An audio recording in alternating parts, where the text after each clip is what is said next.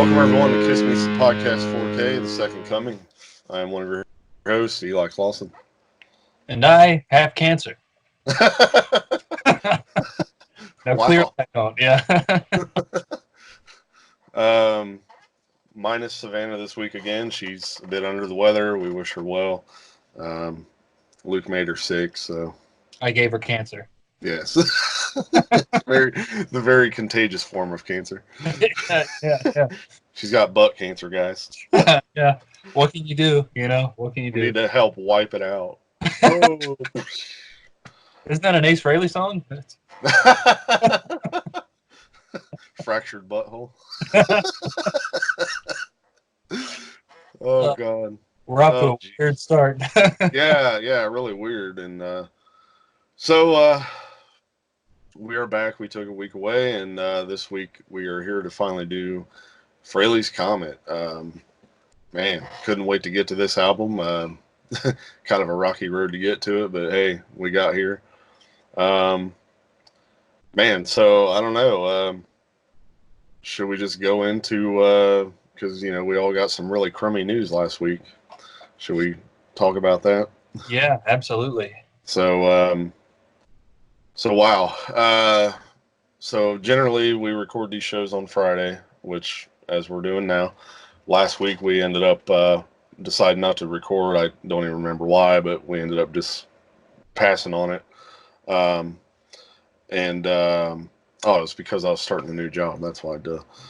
And so go figure. I was kind of sitting there, just watching TV, getting ready to kind of prepare for the job, and I heard the phone ring, and my daughter likes to sit and watch my phone a lot. So just that little side story. So I heard the phone ring. She kind of held it up. I noticed it was our friend Corey, and I'm like, oh, Corey's calling. Like he didn't really normally call a lot, but I was thinking, well, maybe it's either about he's doing some lyric video work for my other band. I thought maybe it was something about that or whatever. Well, then I heard like a text thing right after that, and then I heard another text thing, and that was when you texted me. So I'm like, and then I'm like, wait a minute. Maybe Corey was calling also about some bad news, because unfortunately sometimes he calls when it's bad news. Oh. So I pick up the phone and see that, and then from you, and we find out that Neil Peart died unexpectedly. So just to start off, yeah, this is obviously a Kiss podcast related, but my God, the music world, it's a huge blow and shock still to this day. I mean, here we are, a week to the day since we found out the news, even though he had passed on that Tuesday, so a few days before the news was broke. So, I mean, hopefully you guys, care to listen to this. If not, hey, fast forward, whatever. I understand, because some people were, oh, you're supposed to only talk about Kiss. Well, not in situations like this, So, wow, I mean, not even sure where to start. I mean, obviously, no one had a clue, like, as far as the fans, obviously, I'm sure Getty and Alex and some of the close-knit people and family obviously knew, but, obviously Neil was such a, private person, they kept the news private. So, again, it was a total shock to everyone. It's not like we heard news that he was sick like we've heard with so many other people, and you kind of knew it was going to come, or whatever, and you're never ready for it regardless, even though. But this was one of them things where it's just like out of the blue, punch you in the mouth. I mean, you know I'll let you go now. Like what was your initial thoughts? uh, Complete bafflement at first because, yeah, I mean, he wasn't very old. And Yeah. like you said, we didn't have any idea that he was battling cancer at all, let alone brain cancer. Oh God, yeah. Yeah, we were here. Savannah and I were both here. I don't remember now. I might have been mixing the new song at that point, and she had been out in the waiting room out here, and she came running down the hallway, yelling, "Neil Peart died!"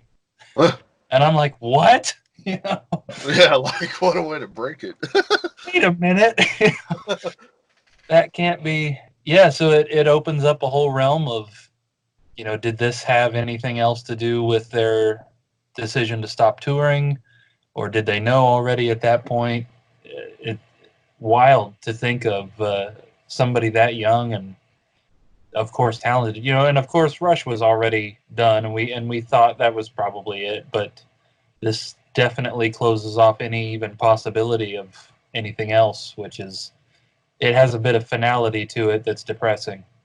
Yeah, it really is. I mean, only 67 years old, and we all kind of had that glimmer of hope that maybe Rush would decide to do something again. I certainly did. I've always hated it, and now that this has happened, God, I hate that I never had the chance to see them live. Yeah. And I don't remember, I can't even count now how many times they've come through on within the last, I don't know, 10 years. And I always wanted to go for sure. I gotta go see them. I want to go see, and then something would always happen, whether it was money or something like that. I couldn't make it, and I was like, damn it. And especially on this last tour, and oh God, like I was always, that was like one of my bucket list things. And not, and to have to throw a bucket list thing in the trash now, to see a Neil Peart drum solo live in person was like one of my bucket list things.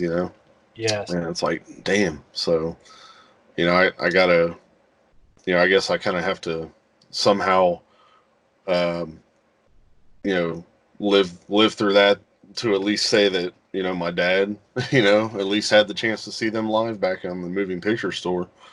So I guess like somehow I could, cosmically kind of share that with him. I guess I don't know, even though obviously I wasn't there, I wasn't old enough. Um, but he got to experience them and all that stuff. But geez, and here we are a week later, and it's just been unbelievable. Like the amount of support and tributes and um, comments about Neil all through the week. All over Facebook, Twitter. I tell you what, like, and not to mention, because after you and I texted, and then I sent a text to Corey. I mean, I was just so crushed. Like it was almost at the level, like to be honest, like when I found out my dad passed, like I was almost at that point. Like I wasn't shaking, but it was just like, oh my God, like complete shock. And I swear to God, I promise. The whole rest of that day after I found out the news, I had a freaking massive headache all night long. Even I started my new job that night, was sitting there with a headache and trying to get through, and um, it was just weird, man. The way it hits me like that, and matter of fact, Eddie Trunk did a, a show dedicated to Neil the other day on his show. It's on YouTube.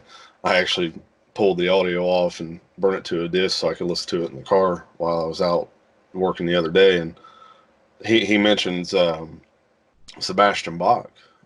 He like Sebastian Bach was literally like, he's like, man, he's like, I feel like some scientist or something like seriously needs to do a study on to why I feel like this. He's like, I've been bawling my eyes out for days and I didn't even know the guy. It's like, how is it possible that I feel this way for someone I didn't actually know? And it's like I could relate to that because I don't know how many times I was close to tears as much as I wanted to. And I mean, not that there's anything wrong with that, but um, it is. It's just kind of a weird feeling. I mean, obviously never knew the person, but you just kind of feel like you do after all the years and all the music. And again, it's needless to say, being a drummer, him being an influence was an understatement Right. on my playing. I mean, my God. I mean, there's, I can't count how many times I've, sat and tried to play a Rush song, or, try to throw little Neil things in here and there, if I can, if it's right. Um, And I was thinking about it the other day too. Well, kind of to back up too, I jumped ahead again, but when I was that day it happened, had the headache, and then as I'd be sitting at work, kind of waiting, um, I was looking at Facebook, of course, and I was just like, I couldn't help but actually kind of smile because regardless of how tragic the news and what happened, my whole Facebook news feed was pretty much nothing but Neil Peart. And I was thinking to myself, and I almost posted it because I'm not a big guy that posts things, like out of my mind, but I did make a post. But I almost posted because I was thinking to myself, I was like, man, you know what? I am so glad that for once my news feed is not full of politics and arguing and all that kind of bull crap. And it's full of nothing but Neil Peart. Like I never would have expected. Like I knew it would be a big thing, but I didn't expect, and I don't even think, excuse me, the guys in Rush probably didn't expect that it would be as big as it has been. Yeah. I mean, the amount of stuff that's out there. I mean, I've been seeing articles even today that like the sales of their music has gone up. Like, the percentage of sales is astonishing. Yeah. All that kind of stuff. I mean, it's massive. So, um, I thought that same thing actually getting on Facebook, literally almost word for word. Thank God for yeah, once Facebook is not a whole bunch of arguing and complaining and politics. yeah, It's just Rush, and not only that, but it was all positive. You know what? I saw hundreds of comments that the most negative thing that was on there was, "I'm not a big fan of Rush, but." yeah, Nick's playing was incredible, and this is such a loss for the music world, and there's no denying the level of talent. And it's great to see that because that's something you just don't get on social media. It's just no, no arguing, no negative. That guy sucked. Just positive. A lot of people very sad to see him go. yeah, yeah. It's again, we're a week out, and I'm still kind of wrapping my head around it. I've, obviously I've been listening to a lot of Rush and watching videos on YouTube, and um, I just ordered the R40 DVD last night and that Timestamp Still documentary, which I had never seen, so I ordered those last night.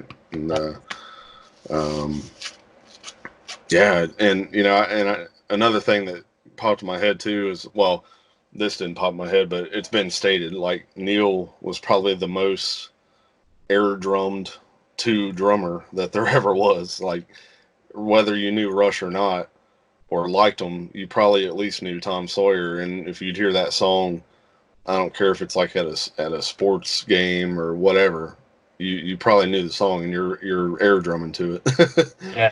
and and it got me thinking too. I'm like, as a drummer and just about almost every drummer out there, it's always been this kind of unwritten. I don't know. I guess it's sort of like a feeling of accomplishment. If you know how to play at least one Rush song on drums, it's like kind of a big. You feel like you've done something on the drums. Like, and you see that with a lot of drummers. It's kind of the. It's almost like you can see the proudness. It's like if you know how to play Tom Sawyer or whatever song, YYZ, whatever. It's like that's always kind of been, and I imagine like say for guitar players with Eddie Van Halen, so to say, it's Right. kind of like if you learn how to play one of his things, it's like this unwritten. But yeah, with Neil especially, and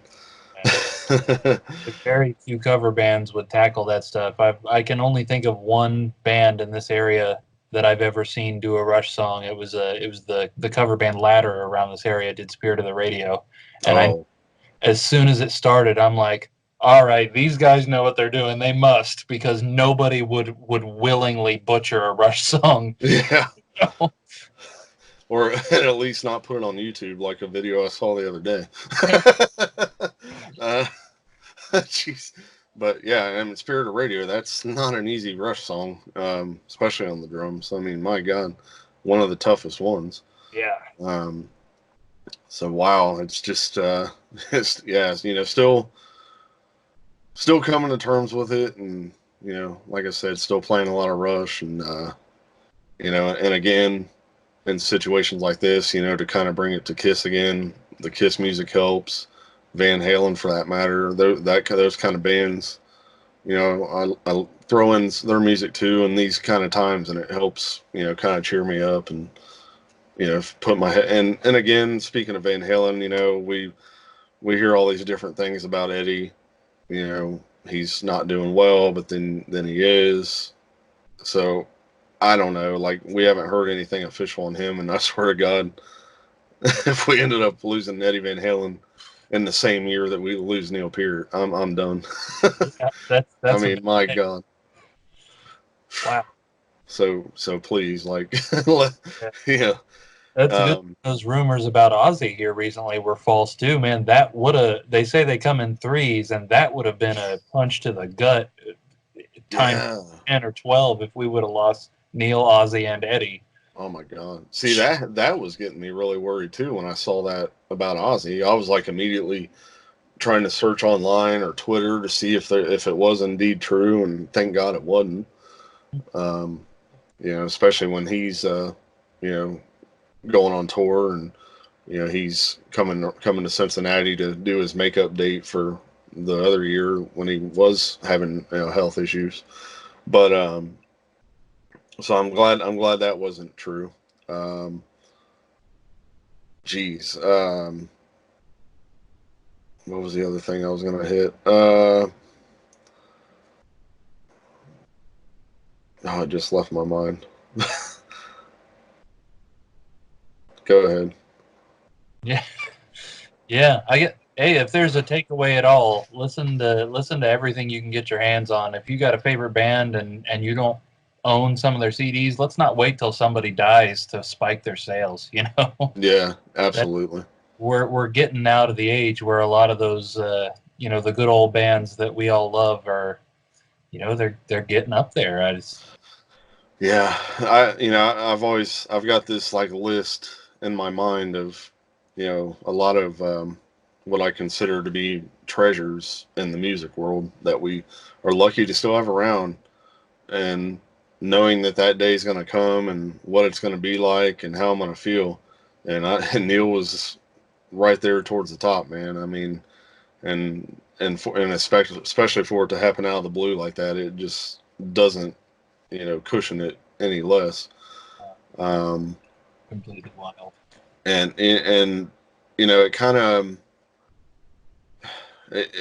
of puts me in the mind of how I felt when Dimebag was killed.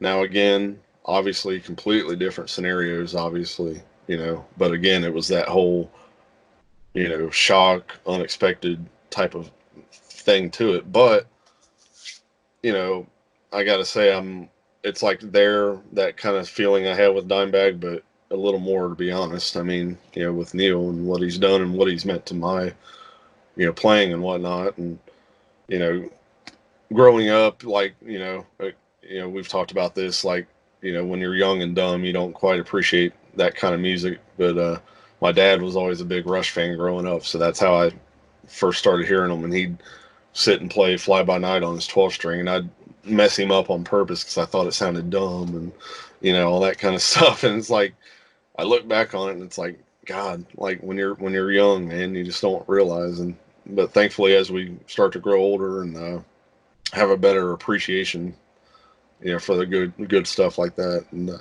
but yeah, I mean, I kind of was thinking too, like, you know, I remember how much my parents would talk about, say when John Lennon was killed, and the sadness they felt. And you know, I remember my parents would tell me they had this get together and they all, you know, sat around listening to the music, and I'm like, you know what, I kind of know.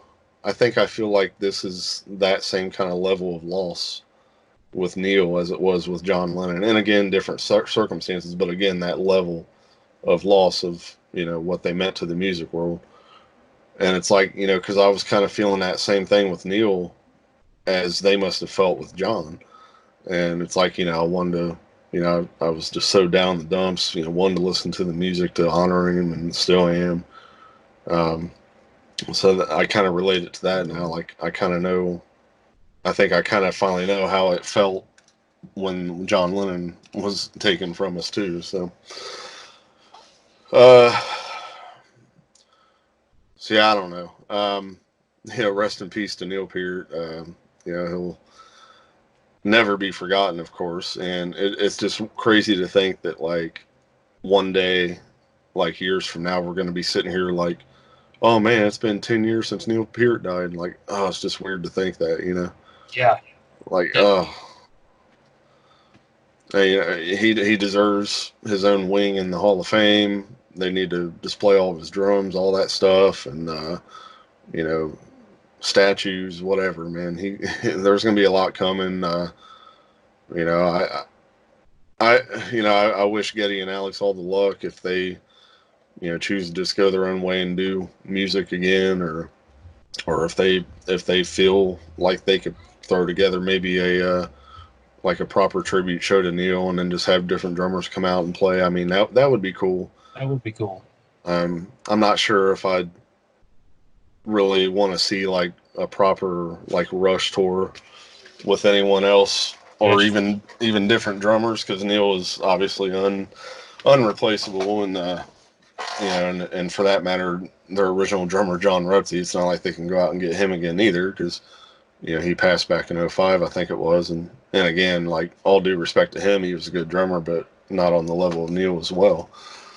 Um, so yeah, it'd be cool to I feel like we'll probably see some sort of proper tribute concert come down the road where they'll have some different guys come out there. Yeah. Uh, so who knows, man? It's going to be a lot of stuff, and I hope maybe we'll get like a good you know documentary or DVD release about Neil, and maybe see some stuff that we've never seen before, and who knows? It's just going to be he's another musician, just like with all these greats that we've lost, Hendrix and Lennon, and all those kind of people where we see things come out all the time, all these years later. So it's going to be that same thing with Neil and Rush and all that, I believe. So we're lucky we got to live in this time frame that we have to be able to experience a lot of these amazing musicians, and Yeah. you know so it's just one of them things. So again, our rest in peace to Neil, man.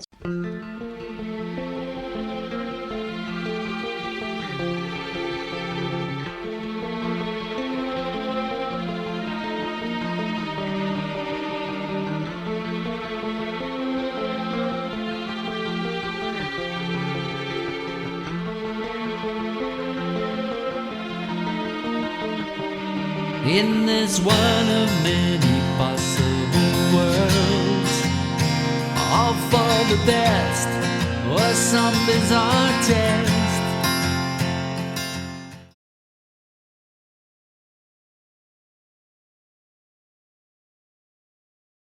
Hey, let us know your feelings and thoughts on Neil and Rush, and because actually I was reading the Nothing to Lose book the other day, and it was a little chapter about when Rush and Kiss toured together, and it talked about how great of friends they were and everything, and there were some funny stories, and even that day it got me in the mood. I was like, man, you know what? I want to pull out all my Rush records and listen to them. So, yeah, it's been a little while since I had done that, and so I started pulling them out, and for some reason I didn't have the first album anymore, which I knew I had it. So I don't know if I must have sold it or whatever happened. So that made me put them back, and then it felt like I don't even remember when that was, but it may have even been the day that he actually did pass, like on that Tuesday, and then we ended up finding out on Friday. So I don't remember if that's how it happened for sure, but it felt like it was really close, like just ironic, So Yeah. all right, so um, we hate to bring the mood down too much, but hey, we had to. It's had to get it off our chest. I've been waiting a whole week to properly talk about it. It's been killing me. Um, so let's get on back into the show and get things rolling here. So again, uh, we are doing the Frehley's Comet album, the first album. Obviously, Ace Frehley. So we're gonna get into our usual stuff here, comments and polls and all that good stuff. Oh, yeah. So let's do a couple of comments here. Going back to our Vinnie Vincent Invasion episode, we get a comment from our long-lost friend, Jay Rucker. Hey. Jay, what's going on, man? Good to hear from you. Yes. He's sorry for not putting in my input for the last couple of shows because I'm not really familiar with it, but I'll be here for the Kiss members' solo albums and the others that I'm familiar with. Anyway, here's my list for the Vinnie Vincent Invasion. Um, he didn't give an overall for this, but his top three were Animal, No Substitute, and Boys Are Gonna Rock. That did actually change up a couple of things on that. So now Boys Are Gonna Rock is in our number one spot. It was in the number two, so it jumped up.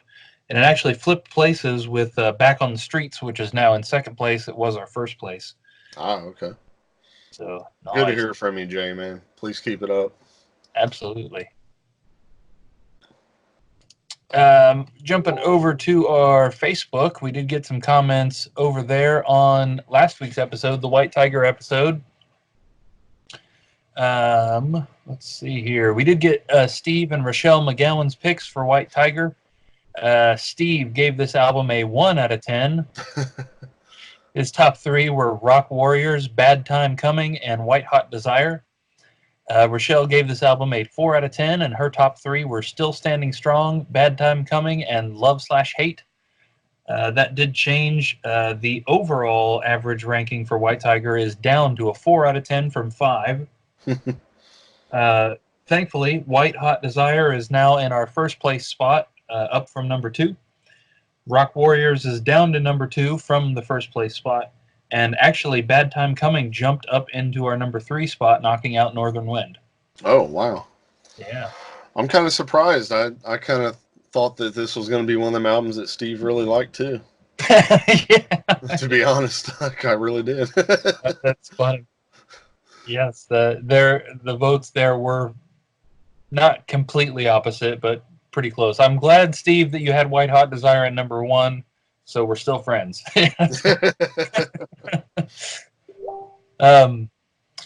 Steve also commented he's already got his tickets for the Dayton Kiss show, and he's actually thinking about dropping the $1,000 on the meet and greet. Wow. Yeah, you got some money burning a hole in your pocket, buddy. Tax time's coming. He must be expecting something. Yeah. Wow. Man, I would love to do that too, but I tell you what, I just don't know. Yeah, that's a lot of money.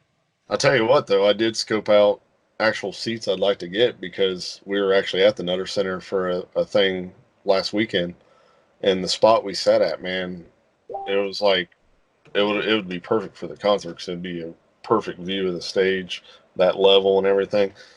So I looked them up, and I think they run about 126 for that area there. So that's what I'm hoping to shoot for. Sweet. Hopefully we can all come together on that. Yeah. So at least some of us are all sitting together. Right. Right. That is for sure. Yep. Steve also said a 10 out of 10 ranking from Savannah on White Tiger. I say we vote her off the island. Ha ha. That's really what. Yeah, that's why she's not here. We actually killed her. So. Yeah. It was the cancer. Anyway. Killed her with the butt cancer. Yeah. Also got a comment from Javier Boster on this. He says, I will be seeing 2 shows on the next leg of the tour. Those shows will be the February 21st, which is Javier's birthday, so happy birthday in advance. That's going to be in Iowa, and also on February 25th in Nebraska. He says he saw the show 4 times last year in Kansas City. Geez, I feel like an idiot that I can't pronounce. It's Sioux Falls. Sioux Falls. Sioux Falls. Okay, thank you. Also, March 7th in Omaha and September 3rd in Des Moines. I'm praying that before the tour is over with that, it goes to Council Bluffs, Iowa, which is pretty much my backyard. If not, looks like the Lincoln, Nebraska show will be the last time I get to see the band in concert. Nice, man. We're definitely going to hit that Dayton show. Other than that, I'm not sure. I mean, I'd definitely like to try to go to that very, very last show in New York, next year. But, who knows? That's kind of another bucket list thing, I guess. But Yeah, that one's going to be expensive, and I bet yeah, it'll sell out within minutes too. yeah. But we're definitely going to be at Dayton. That's for sure. Yeah. Yep. Last comment here. We also got Steve and Rochelle McGowan's picks for Frehley's Comet. Steve gave this album a 9 out of 10. His top 3 were Breakout, Stranger in a Strange Land, and Rock Soldiers. Rochelle ranked this 7 out of 10, and her top 3 were Calling to You, Breakout, and Rock Soldiers. Nice. So let's talk polls real quick. Yes. Some more toughies. Yeah, man, weird stuff last week, and I'm really not sure how to feel about it. It's so weird. Only one of my picks won, and while I am happy about that one, I got a question. Some of you that voted, you got to tell us why. So, the first match for last week was Let's Put the X in Sex versus Then She Kissed Me. And unsurprisingly, Let's Put the X in Sex won. That's the one that I voted for that won. This was a 66% to 34%. So why am I still confused about this, you ask? How did Then She Kissed Me still manage 34%? Why? It's all Steve, man. Why? Oh, God. I don't hate the song at all, but... Yeah, I mean, but come on, guys. Like, you're really going to say that's better than Let's Put the X... At least Let's Put the X in Sex is not a cover song. Yeah, that's true. Yeah. Okay, here, we can call out a couple of people specifically. Robbie Stars and Javier Buster. Why? Why, man? Why? Oh man, no, I'm genuinely curious. I love the solo in that song, and other than that, never caught me. So I'm genuinely curious what for you personally puts that above Yeah, X. I was going to say, like, other than the solo in that, I would almost say I like the original better than the freaking Kiss version. So our second match was Escape from the Island versus Is That You, which was pretty weird.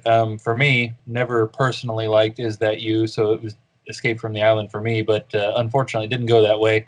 It was 29% versus 71% to Wow. yeah, so quite an overwhelming. We ended up getting it over 100 votes on that one too, so that's pretty cool. Awesome. Yes. And then the last match from last week was Burn Bitch Burn versus Almost Human. That was so hard. Yeah, that one was difficult for me. I went with Burn Bitch Burn, but I was not surprised at all to see Almost Human just absolutely crush that. That was 23% to 77%.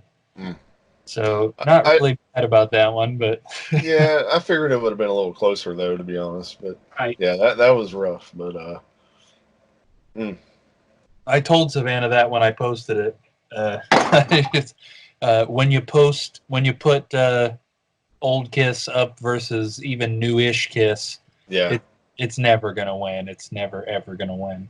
yeah. Sometimes I think like people were basing it on the album instead of the actual song too. Like say with Then She Kissed Me, Love Gun. I mean, yeah, if you say Love Gun versus what was the Elder, yeah, I'm gonna say Love Gun myself, but Love yeah, Gun not smashes, thrashes, and hits. or Smashes Thrash. Yeah, It's cancer. It's I'm gonna say Love Gun too. yeah, of course, of course. So then this week's, which we've just posted, another set of super weird. There's a couple in here I'm already pretty sure the way it's going to go, but we'll see how it goes. Let me refresh my page so they come up real quick. Okay, match number 1 for this week, Somewhere Between Heaven and Hell versus Car Jam 1981. So that's a little bit of a toughie. Couple of Eric Carr. Wow, that vote just changed while I was looking at it. Just see, it would have been more prophetic if it was Car Jam against Escape from the Island, but that's true. Hey, that's the randomness. Yeah. So at the moment, Car Jam's winning. So all of you out there that like Somewhere Between, better get out there.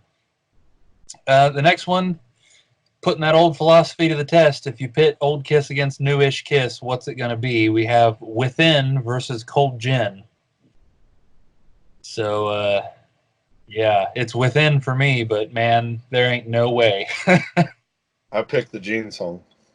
I see what you did there. Of course, at the moment, Cold Gin is absolutely crushing, so we'll see how that works out. And the last one, possibly the weirdest, one of the weirder ones we've had so far, I would say, Rain versus The Devil Is Me. So New Kiss versus New Kiss, but is it no makeup versus makeup almost in a way? You know what I mean? Right. People generally don't like Carnival of Souls. I really do, but do they like it better than Monster at least? Yeah, I'd say I do.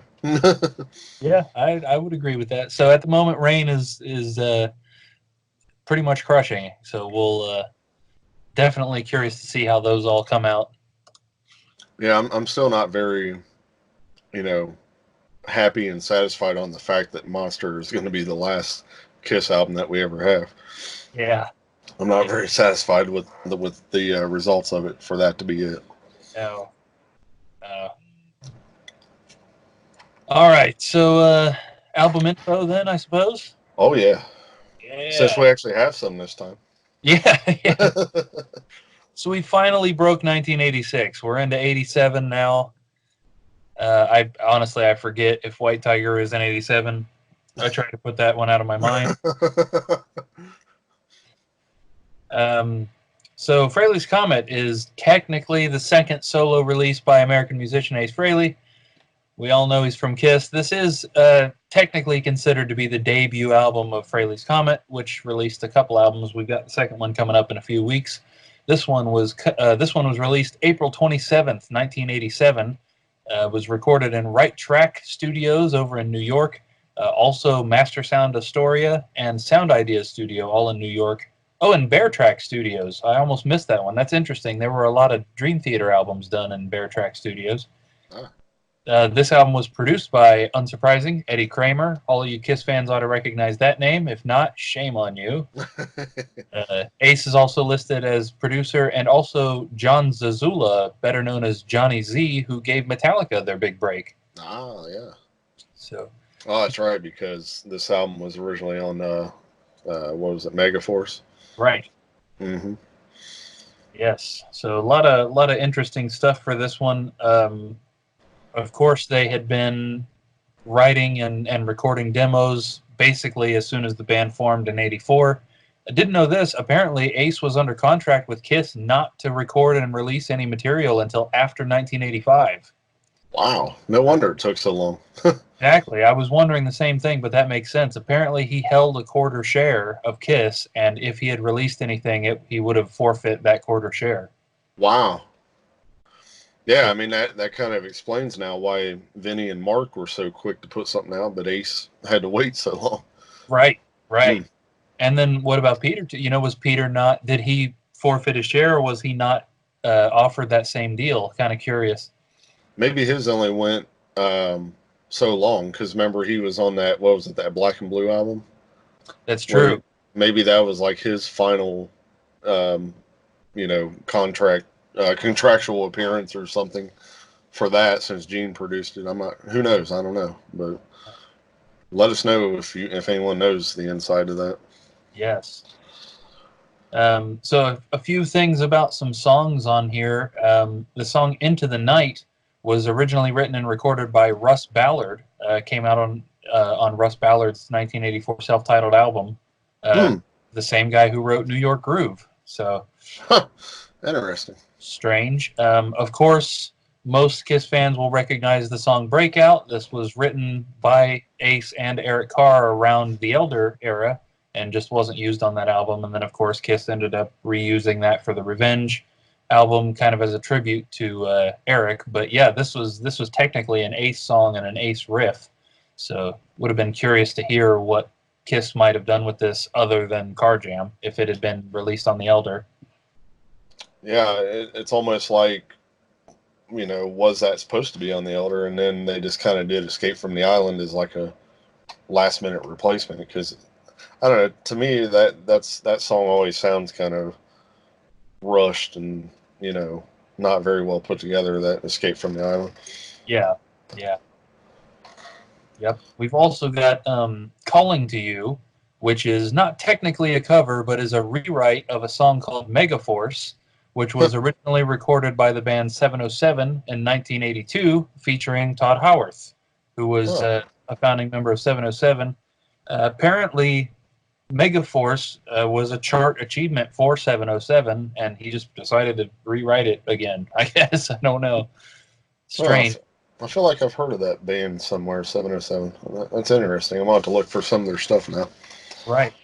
Yeah, so that apparently they altered some of the lyrics, and the song has something to do with Jonathan Cain, too, from Journey. So I wonder if he was also in 707 or what happened there. Also, We Got Your Rock was written in 1983 by Marty Coopersmith from Jay and the Americans. It's supposed to be a follow-up to Joan Jett's I Love Rock and Roll. Okay. So weird. I don't know. Lots of weird stuff on that. But Yeah. on this album, we've got, of course, Ace Frehley, who played lead and rhythm guitars, also lead and backing vocals. He's the producer, one of the producers. We've got Todd Howarth, who played rhythm and lead guitars, keyboards, lead and backing vocals, and is also listed as assistant producer. John Regan, who played bass guitar and backing vocals, also listed as assistant producer. Anton Fig, who played the drums and percussion, he was not cool enough to be assistant producer, I guess. And then apparently Billy Ward is also listed as the touring drummer. It's him you see in the music videos for Into the Night and Rock Soldiers. We also have Robert Sabino playing keyboards, Gordon G.G. Gibbert, I don't know, who played synthesizers. Che Linton, David Spinner, Frank Sims, Laura Kramer, Monique Frehley, and Tom Ayers also on background vocals. That was just, I didn't read that prior to this. Monique Frehley, that's interesting that she's on there. Didn't know that. Yeah, that was his wife at the time, wasn't it? Yeah. Huh. And then... sorry. Oh, sorry, yeah. Which, Into the Night, the only actual single that charted, which is strange because I would have figured Rock Soldiers was also a single. And then, just in case anyone doesn't know, Anton Fig was the drummer on Dynasty and Unmasked, and also Ace's 78 solo album. Right. So, very cool that they carried that on with him. He's an excellent drummer. And, of course, probably more known for being the drummer on the Dave Letterman Late Show band all those years. Yeah. And now he's touring with Joe Bonamassa, right? Oh, that's right. I totally forgot that. Yeah. Yeah, because when he was at the Expo a few years ago, I think he said that. Very. Yeah. All right. Ready to get into it? Yes, indeed. All right. So, starting off, of course, we have Rock Soldiers. This is my number one. So, immediately just... There you go. Always love the intro to this song with that little marching snare and kick pattern kind of fades in, and it's like, like we're heading right into battle. Of course, this song is about Ace's near-death experience and a bad car accident that he had, and kind of made him wise up and sober up, at least at that time, for a little while. But of course, he fell back into that, as we know. But definitely, man, like, a big difference from what he did on his 78 solo album. It's a different feel. I can't imagine, or I wish I knew what it was like to hear this for the first time, because I don't remember. But say when this came out at the time in '87, I would like to heard what people's reactions were, because you're probably expecting pretty much the same thing as what's on the solo 78 album, but with this, it's definitely a different sound and feel. And but don't forget, the devil's going to play without an ace in his deck. So, always love that lyric. That's so cool. Yep, this one was my number 5. Definitely a cool way to start the album. The drums have a bit of a Creatures sound to them. That was really cool. The production on the whole album is it's spot on. Yes, Savannah really did not like how he kind of made the lyrics about himself. She thought it was cheesy, but I did like that. I like that line you just pointed out. That was really clever. And then one thing that stood out to me was the little solo bit after the first chorus, and it happens again later, where it serves as a nice exclamation point to the Ace is back vocal. Yes. And then it plays a little solo thing by itself, and I'm like, yeah, man, that's awesome. Yeah, love that. Yeah, I mean, God, I mean, with that and like Shock Me, I mean, the guy's been through some crazy things in his life. So, Yeah, it's like, what better subject matter to write about than things that you've experienced or near death on top of that, yeah. Okay, so following up is Breakout, my number 2. um, always love that Scooby Doo sound effect at the intro.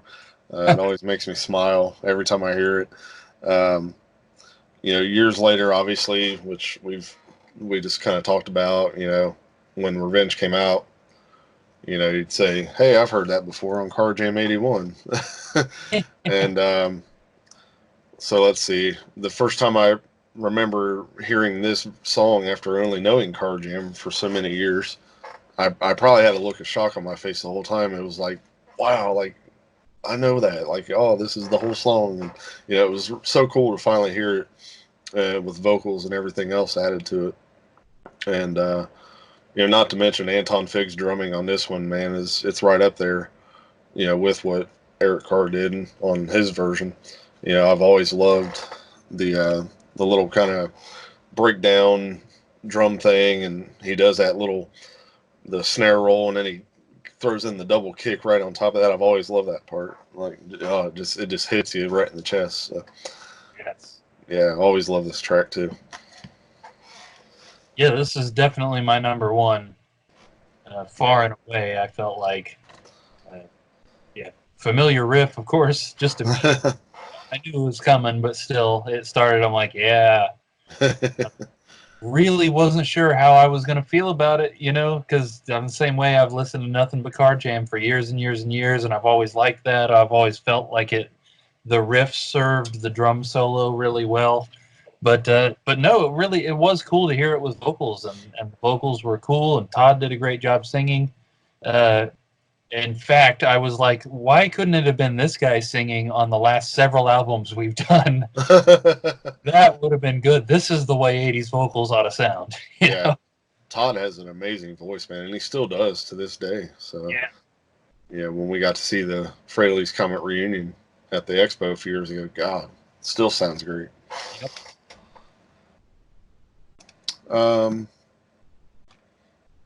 So next we have Into the Night. This is my number 4. This is one of them songs that it's grown on me over recent years. You know, I again, like, and I feel like it's been a while since I've been able to talk about this, probably since we did the main Kiss discography. But again, like, sometimes it's those little things in the songs that really catches me. And with this one, I've always loved during the verse part where he says "into the night," and the kick drum follows right along, with the syllables there, like, and da da. Like, I don't know why, I've always loved that part. It just catches me all the time. Um, yeah, so I mean, it's a cool video to this as well. Just, not to mention Rock Soldiers and all, but cool video, great vocal harmony during the chorus there.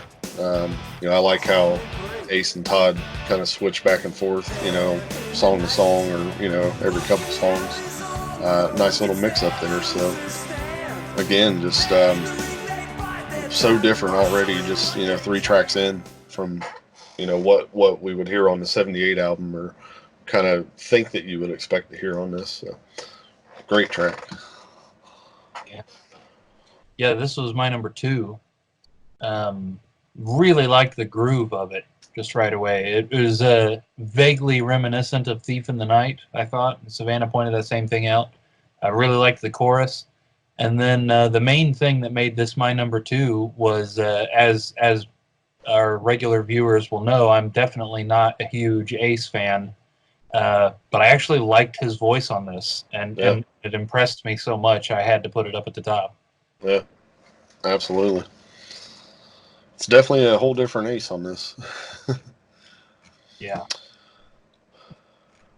So next up we have Something Moved.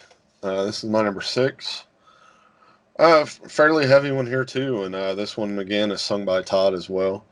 Um, I just said this, but kind of felt like a different feel for Ace standards around that 2 minute mark with the riff he goes into. Definitely wasn't expecting that. I've seen some people refer to it as kind of puts them in the mind of like Striper per se, but I didn't really get that. But I see what they mean. Kind of a different, definitely not a very Ace type of riff. Yeah. This was also my number 6. Yeah, it just didn't quite catch me the same as the others. I really liked the first 3, and I didn't dislike this one. I liked how upbeat it was. I feel like upbeat songs have been kind of sorely missing from a lot of the albums we've done recently, so I appreciated that. Appreciated Todd's voice.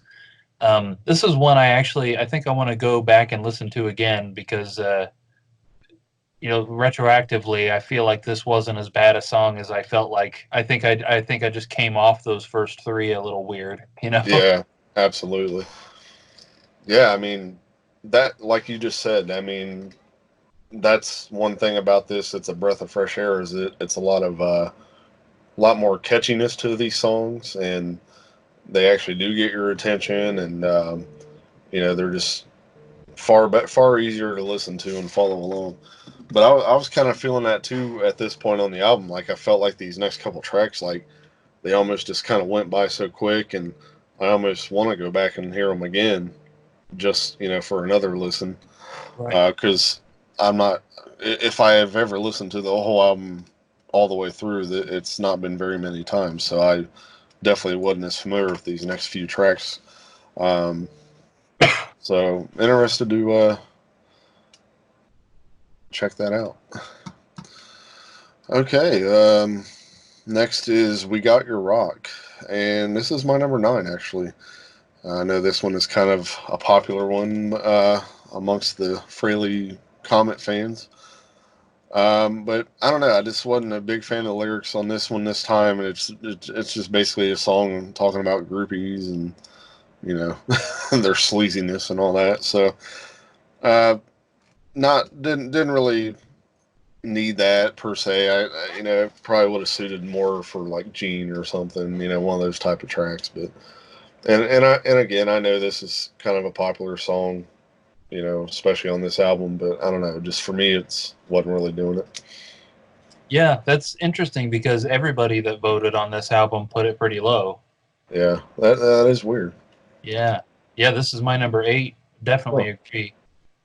Unlike Into the Night, this is what I was expecting of Ace's voice for the whole song, or the whole album, I mean. And it's stuff like this is what puts me off of his voice, Right. Doesn't sit right. Also, this one felt more like a typical Ace guitar solo, which again wasn't bad. It was still a good solo, but it was more just kind of his tips and tricks that he did back in Kiss. So I was kind of glad the whole album solos weren't like that. Absolutely. Also, why does the title imply that I have some sort of pet rock they've kidnapped? Like, I'm not paying a ransom; it's a rock. Or is he talking about Coke? I got your rock, man. Maybe.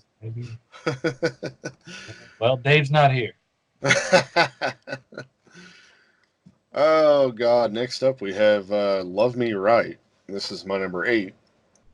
Nice solid hard riff here by Ace, though. Kind of nice to get back to another Ace, a true type of Ace song on this one, unlike the last track there. So I felt like we were kind of getting back to the form of those earlier tracks there, but yeah, just good straightforward rocker.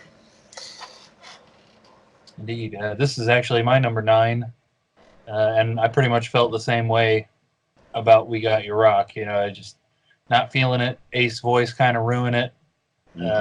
And then it was at this point that I started noticing, like, oh man, we're getting into the whole every song fading out again. Oh yeah. No real big tricks and tips on this one, like with Black and Blue, and even a little bit of White Tiger. But Yeah. next up is "Calling to You," And this is my number 3, surprisingly. I was really expecting, the first 3 tracks, 1, 2, 3, bam, I thought for sure. But man, it's been so long since I've listened to this track. This one is like the hidden gem of the album, man. I mean, Todd, again, has such a great voice, and on this track, it just really stands out. I mean, it's definitely kind of the go-to song. Like, if you want to hear what Todd can do, put this one on, man. Like, this is definitely like one that's I'm gonna have to add to the car playlist now. Um, so again, that's why we love doing this, because here's another song that's suddenly caught me now after all these years, and I never unfortunately paid as much attention until now. So I was always more, the first 3 tracks, and that was about all I'd listen to for the most part, to be honest. Yeah. Yeah, this one was a bit of a paradox for me. I ended up putting this one at number 4. I definitely wasn't expecting anything like that on the album, and I assumed this is probably the closest you get to a ballad. It's not quite a ballad, but it's a bit happy sounding. At first, I was not digging it very much. I thought, the stuff at the beginning of the album was better. We just came out of We Got Your Rockin' Love Me Right, which I didn't like, and I'm like, man, the middle of this album is really letting down. But then the middle part came in with that acoustic guitar, and it freaking blew my mind. I was like, you know what, this song is awesome. And it was. I backed it up a little bit and listened to some of the beginning again, and it's like, nah, you know what? Again, I'm letting the fact that I was a little, just like how Something Moved didn't hit me because I liked Breakout and Into the Night so much. I think Calling to You hit me wrong because I didn't like We Got Your Rockin' Love Me. I wonder if that was Todd that did the acoustic part, because I'm pretty sure he did a little guitar too, didn't he? Yeah. Yep. Sure. Yeah. Great hidden gem, man. Yeah. So then we go from that to Dolls. Let's all say it together. My number 10. Yeah. Good God. What a strange track this is. That's an understatement. Weird child lyrics going on, which made me swing my head around as I thought one of my daughters were in my room behind me talking. I totally wasn't expecting that. So it was at that point that I just kind of lost general interest in it, to be honest. But number 10, solid number 10. Yeah, this should have been left on the cutting room floor. Anybody with any sense at all. This is where he went back to the drugs and alcohol by the time they did this song. Exactly. It's just so weird. I can't believe, honestly, in comparison, that people make fun of Gene for stupid lyrics. If you think that I'll put my log in your fireplace as a stupid lyric, you haven't listened to Dolls. This is the most ridiculous, creepy. We listened to the Was Not Was thing, and I wasn't as weirded out. Yeah. And then the children's choir. I put that all in caps. Oh no, a children's choir. What are you doing?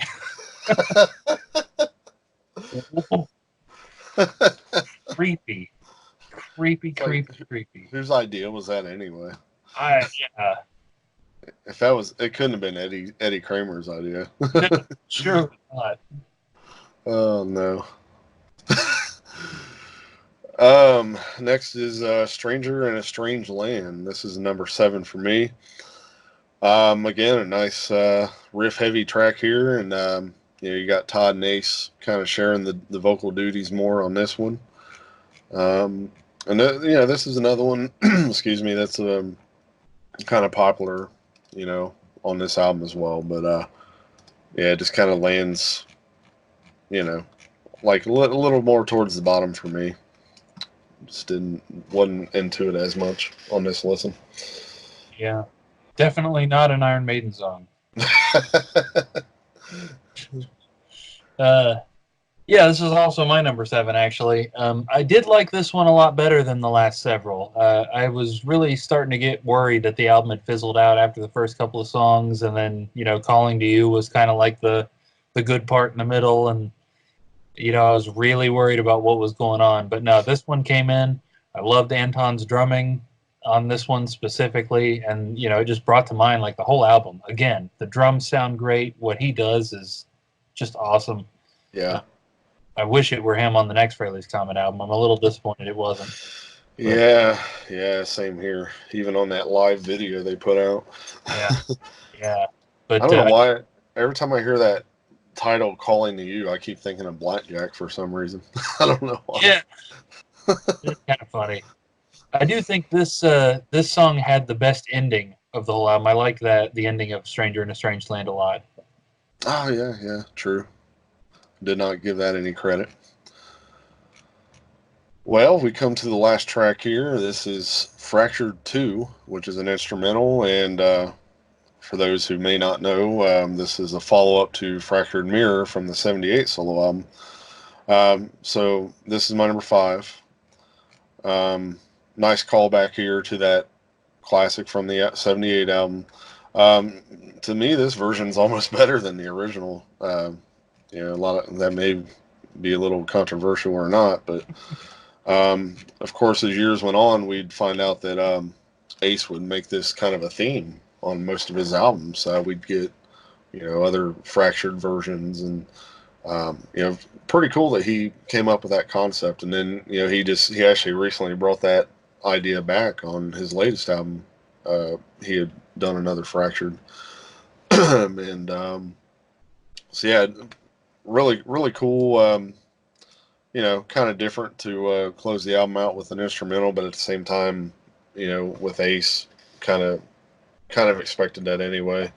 I like the fact that he's carried on that theme over all those years, and each one's different in their own right. I've never actually put them all together and listened to them back to back. Maybe that's something I should do someday just for the hell of it.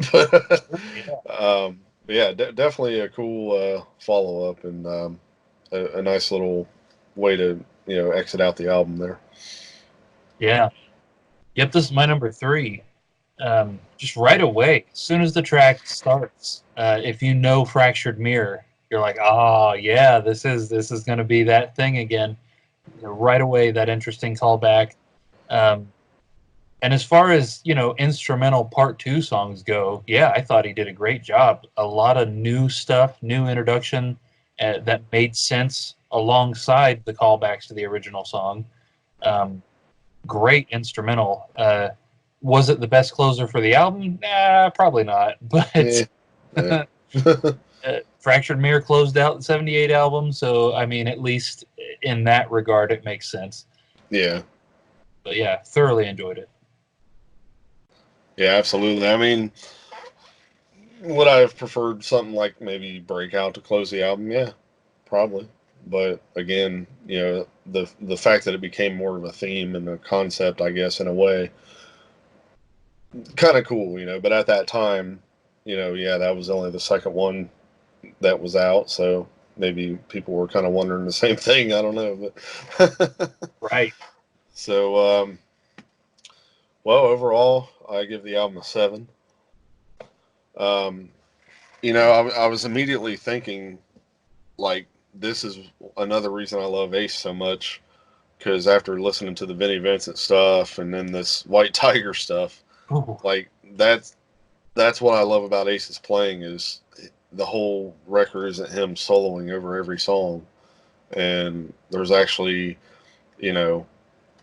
there's rhythm and melody to his playing, and there's actually room to breathe and letting the drums do some things, letting the vocals stand out, all this other stuff. And the lyrics, like, I don't know what it is, but Ace has always had the knack to write some pretty cool lyrics, man, over the years. So, and the only reason it's at a 7, like, I wanted to give it an 8, but there was just a few too many tracks there that I wasn't as thrilled with, so that kind of took it back a little bit for me. But again, it's a classic album. It's a great record. I could easily sit and listen to the whole thing again with no problem. And if no one's heard this yet, get out from under the rock, give this thing a listen.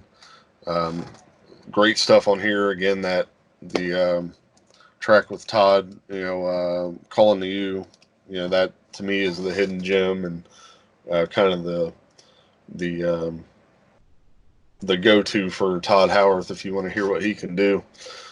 So yeah, I give this a 7. A 7. This is a great listen. Yeah, yes, absolutely agreed. 7 from me as well. Very, very interesting album. I can't believe I waited this long to listen to it. Honestly, like just that. Never been an Ace fanboy. I think kind of prevented me from having a huge interest in this, but it's Right. absolutely worth the listen. Bit of ups and downs, a couple of complaints, but mostly cool stuff. Um, so first off, the first thing that hit me as soon as the album started, production absolutely top notch, spot on. If every album we review sounded like this, that would be great. Was not surprised at all to see Eddie Kramer produce this. That was 100% the right choice on Ace's part to continue with using Eddie Kramer on all of this stuff. The whole thing sounded great. Absolutely. Also, have to note, of course, Ace's solos on this album really great. Skill wise, seemed to me like more than what he was doing with Kiss, which is good. That was one of the things we heard Paul and Gene complain about, that he wasn't progressing, he wasn't getting better. It was the same old riffs over and over, and so it's good to hear him kind of break that, at least for the most part on the album, because there were a couple of bits I think I pointed out. Nothing bad at all. Still good, but at least kind of like the stuff he did with Kiss. Um, I liked all the songs that Todd sang. That was really great. Just like we were talking about, I wish it had been him singing the last several albums we've done. I would have felt a Oh lot yeah. better about him. He has that tone, the tone of voice, plus the '80s thing. Uh, he can get those high notes without being whiny or annoying about it. It just works. That's the way it ought to said. Having said that, I do wish he were singing more of these songs. Uh, you know, just not a big fan of Ace's voice. And while, like I said, End of the Night really impressed me. Rock Soldiers, he did good. A lot of these songs he did okay. I think the album would have benefited from having more Todd Howarth lead vocals. Yeah. Uh, I'm not sure if he does, but I wish Todd Howarth had done some solo stuff. yeah, yeah. And Some what's that band that he's in now? That was uh, at the expo. 4 by Fate. 4 by Fate. Like, give that a listen too, man, because he still sounds great on that. Because I heard a little bit of that because you bought the CD and I think you sent it to me, and just even that first track on there is just like, oh my god, like his voice is so great. Yeah, yep. I forget who all's on that. I know John Regan is also on that. Um, Yeah, I can't remember. I don't remember who the other guitarist. I Cause, know AJ Pero did the drumming from Twisted Sister. oh yeah, because they performed at the expo that year too, but I don't think it was. Maybe it was all the guys that are actually on the album. Other than AJ, right? I think so. Yeah. Right, because he had passed away. I think even that same year. Oh God, yeah, that's right. Mm. Yeah, I don't remember who they had drumming for them at the expo actually, but yeah, good stuff. May have been. Was it Brent Fitz or I You don't know, remember now. praise me. I might Yeah. look that up, but yeah, overall, um, there were a lot of really good things about this. I really wish I feel like the album fell flat in the middle. Yeah. Get rid of Love Me Right, get rid of We Got Your Rock, and please God, get rid of Dolls. So I enjoyed this album way more than the last several albums we've done overall, even with Dolls. Almost to my own surprise, since I'm not generally a huge Ace fan. But, I was expecting this one to be pretty good because so many people talk it up. Yeah. Personally, I still think the 78 solo album is a little bit more solid. I think it's a little better overall, but this definitely worth the listen for everyone. Yeah. I gotta say, like, I don't know, like at least those first 3 or 4 tracks, or okay, the first 3. I don't know, man. Put those up against some of the tracks from the '78. I don't know, man. It might be some of those I might pick over the '78 solo album. It kind of depends. It's really, but see, that's just my love for it, and Yeah. I'm glad to hear you liked it as much as you did, because I was kind of curious about that, like how you would overall feel about it. So as we're getting the thing's final tally to appear, wanted to give another Frehley's Comet shout out since we're on that. This past Black Friday, God, I can't talk today.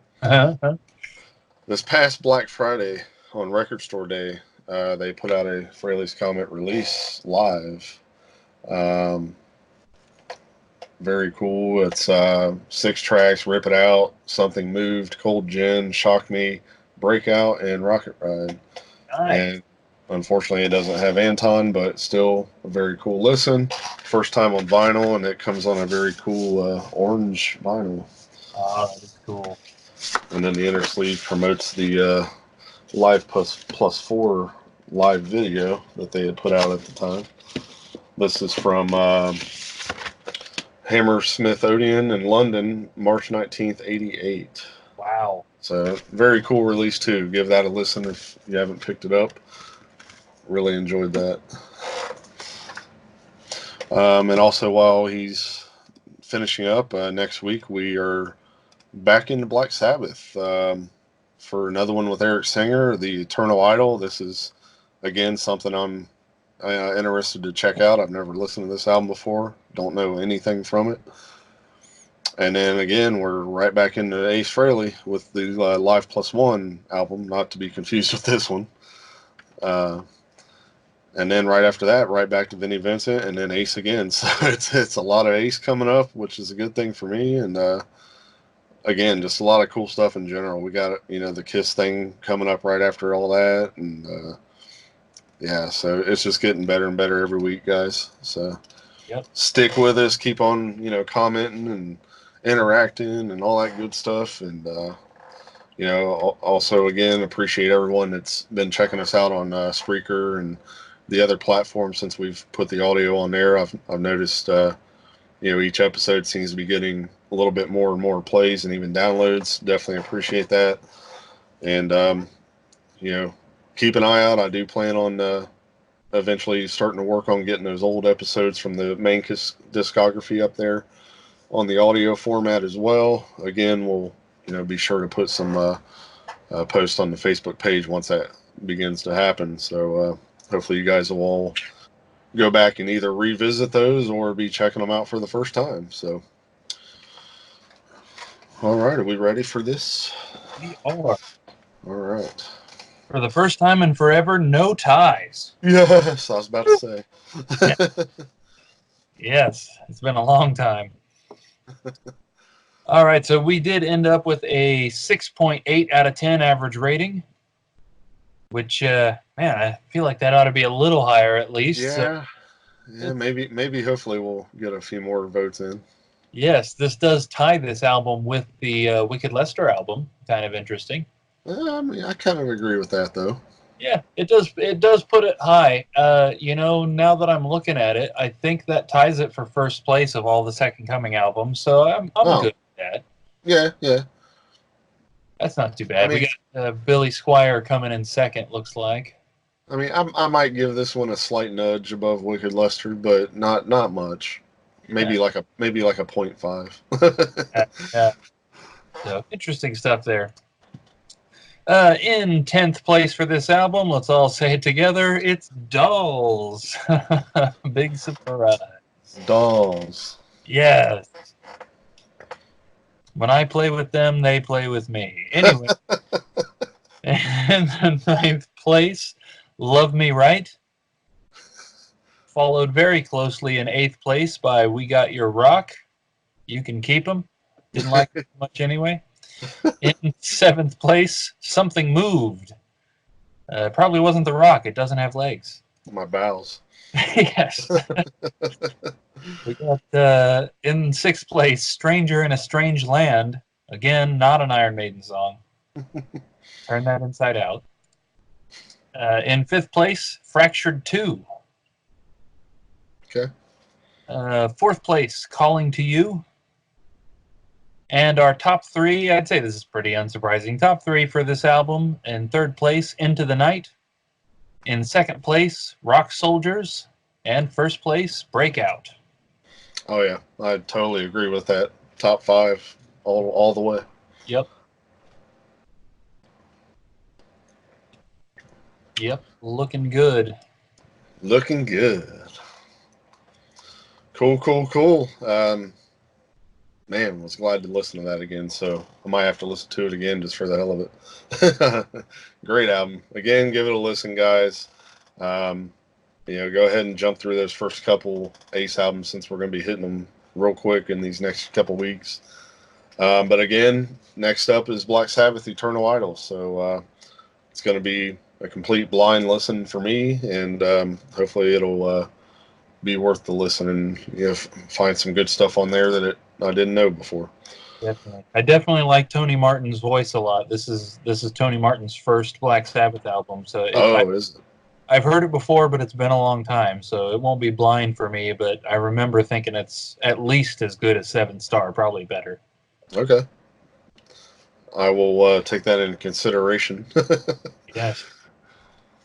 Just like the White Tiger, you gave such a great review on that before I even listened to it. Yeah. I went into it like, oh god. I'll try not to influence. That was Oh I no. was just so aghast. I had to tell someone. And then when you told me, I was like, I do declare.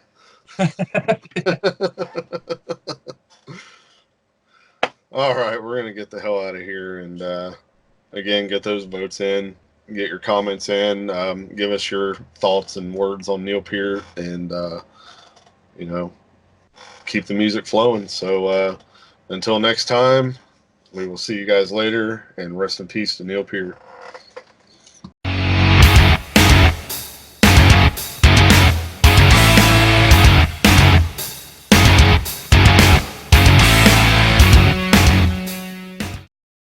What has she got that the others have not? It must be that look in her eyes.